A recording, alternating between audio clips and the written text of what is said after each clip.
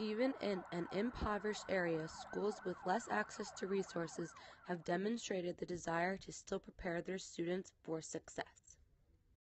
Okay, I'm the Assistant Director of Special Services, and I work for special needs students, developing programs, hiring and firing special needs staff. For school employees who are responsible for the progress of their students, they are determined to make the best of what they have.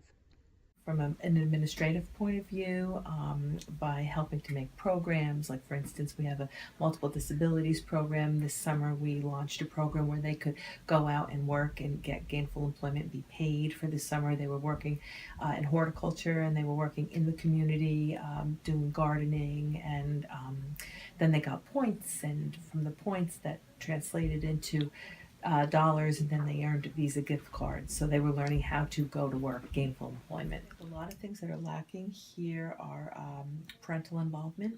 Parental involvement is really weak. I mean, research wise, it is weaker in the urban schools than you might see in the suburban schools or rural schools, but here it's quite bad.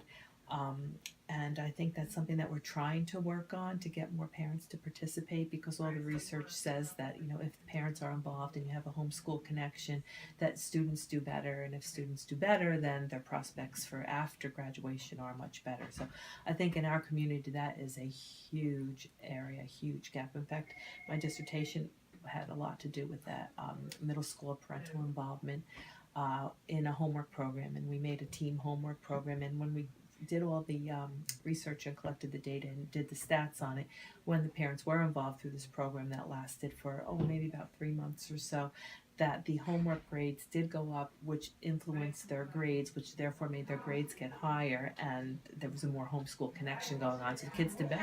I think we need to have more community involvement and more parental involvement. I think those are the two areas that would help all this other awesome stuff that we have here kind of connect with what we have out in the community. There's a disconnect there between home and school and community and school. Whole push for kindergarten was weakened until we opened our preschool. Now we have a free preschool, and that preschool really does help to prepare the kids for kindergarten. I think the kids are prepared for kindergarten pretty much. Elementary into middle school, with all the changes in the programs now, there's a lot of changes in education, statewide, federal wide, even global wise. I think that just maybe having more of the rigor in the curriculum at a younger age, and maybe including special needs kids more with gen ed kids for more classes throughout the day will help the rigor to increase, which will help to better prepare them to make a bridge from elementary to middle school. Um, and from middle to high school, the same thing. But actually, I think the bridge from middle to high school is less than the bridge from elementary to middle school, which is huge. I think there's a disconnect there as well.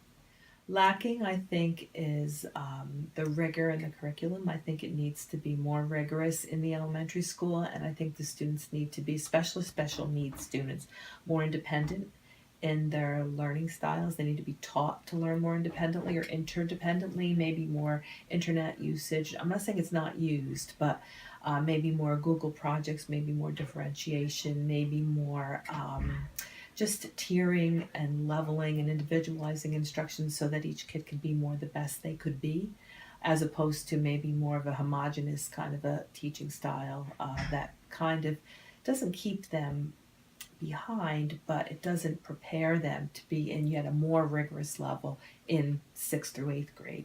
And I also think in a community like this, there has to be some type of old school employment knowledge, like learning how to hold and sustain a job, especially for special needs kids. And of course, I'm always going to go back to that because that's my reference point, but there needs to be teaching on how to get a job, perform in a job, hold a job, and sustain a job.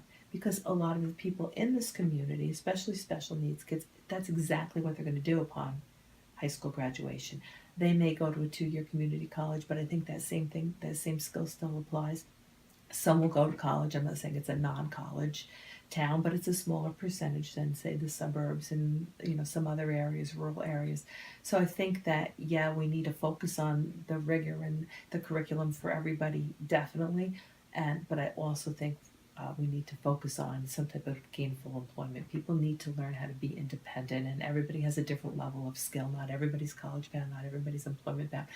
But sometimes I think with all the newness and all the changes, we forget that some people aren't made to do that.